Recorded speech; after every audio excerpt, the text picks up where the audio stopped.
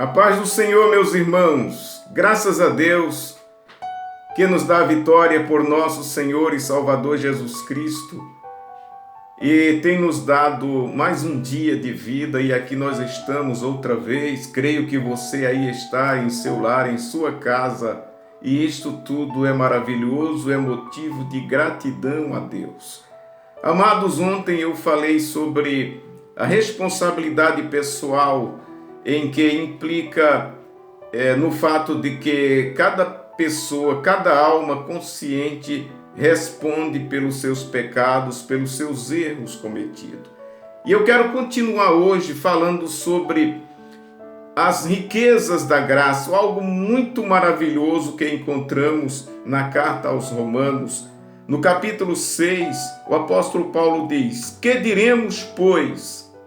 Permaneceremos no pecado para que a graça seja mais abundante? De modo nenhum.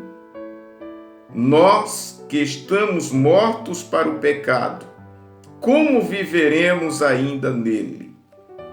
Ou não sabeis que todos quantos fomos batizados em Jesus Cristo, fomos batizados na sua morte, de sorte que fomos sepultados com ele pelo batismo na morte, para que, como Cristo ressuscitou dos mortos pela glória do Pai, assim andemos nós também em novidade de vida." Amados, observando esse texto, nós encontramos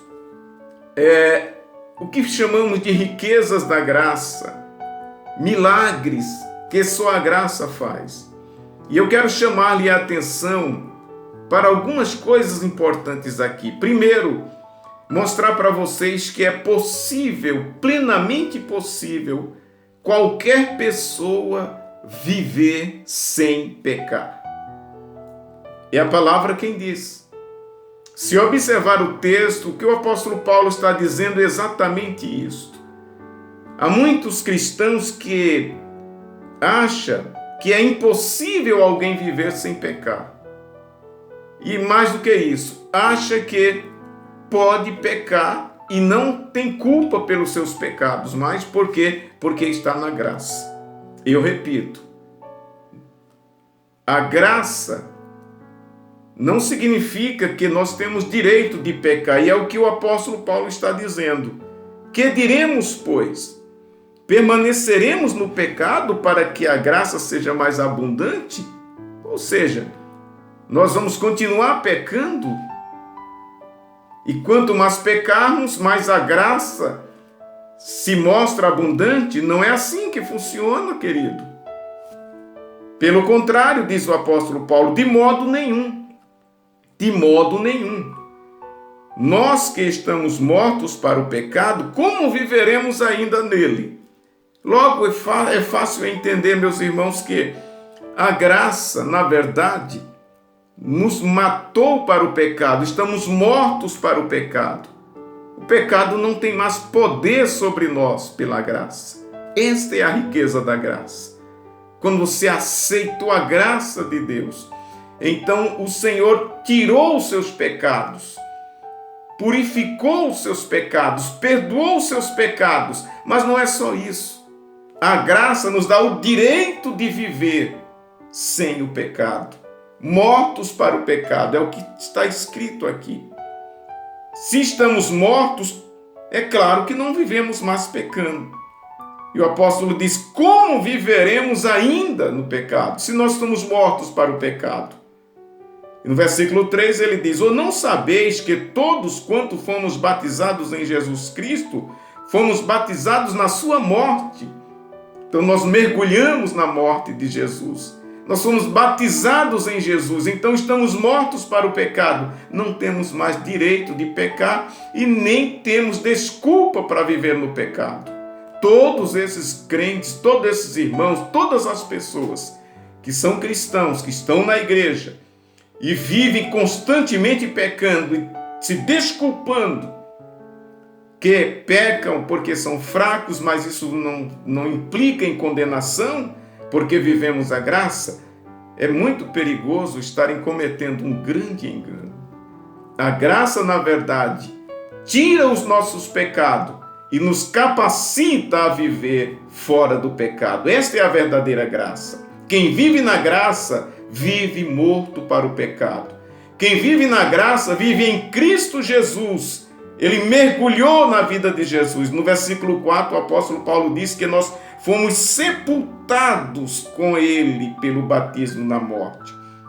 Isso é maravilhoso. Isso é uma riqueza que nós temos, irmãos. O crente, o cristão que vive isto, deve se alegrar, se gloriar, por ter agora o direito, o privilégio, a força em Cristo de viver nele, para ele, isento agora, não isento do fato de pecar e não ter culpa, mas livre, isento de ter a obrigação de pecar, mas ter o direito de viver sem pecar. Esta é a graça. É isso que está contido nesse texto. E diz a palavra que assim como nós morremos nele, viveremos, ressuscitaremos. Essa é a vida maravilhosa que a graça nos dá. Essa é a vida que Jesus planejou para a sua igreja, queridos irmãos. É uma vida perdoada, resgatada, libertada e livre do pecado. É viver uma vida santificada em Cristo, mortos para o pecado através da morte de Jesus, porque nós mergulhamos nela e vivemos ela. E então nós podemos viver as riquezas espirituais. Podemos ser a morada do Espírito Santo, desfrutar da alegria, do gozo, da paz interior e termos a santidade de Deus em nós. A verdadeira igreja é uma igreja santa, não santa por capacidade própria, não por méritos, mas pela graça que tirou de nós a culpa e nos capacitou a viver em santidade, isto é, viver fora dos domínios do pecado. Você tem esse direito, você deve assim viver. E se você não tem conseguido, eu te aconselho a buscar a Deus, a se prostrar diante do Senhor Jesus, a se humilhar, a pedir perdão, se arrepender e crer que Ele é suficiente para nos fazer viver a própria vida dele, que é a vida da graça, é a vida morta para o pecado. E esta é a igreja que vai morar no céu, é a igreja que vive a graça, e viver na graça é viver perdoado e sem pecar. Que Deus te abençoe em nome de Jesus.